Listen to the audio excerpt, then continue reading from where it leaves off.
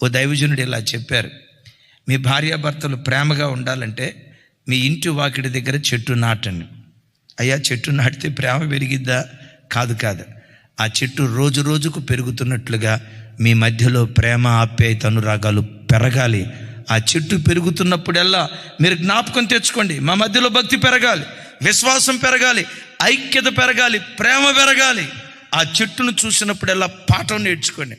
అలాగని ఈ వాక్యం విని చెట్టు నాటుకునేరు కాక. గమనించండి, కుటుంబాల్లో ఎట్లుంటుందో చెప్పంటారా?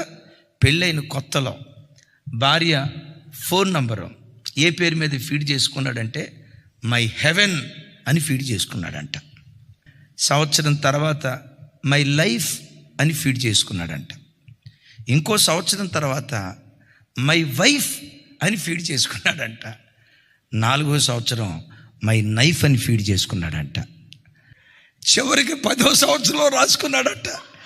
లాస్ట్కి వచ్చేసరికి 10వ సంవత్సరం ఏమి రాసుకున్నాడో తెలుసా? ది హెల్, నరకం అని రాసుకున్నాడట.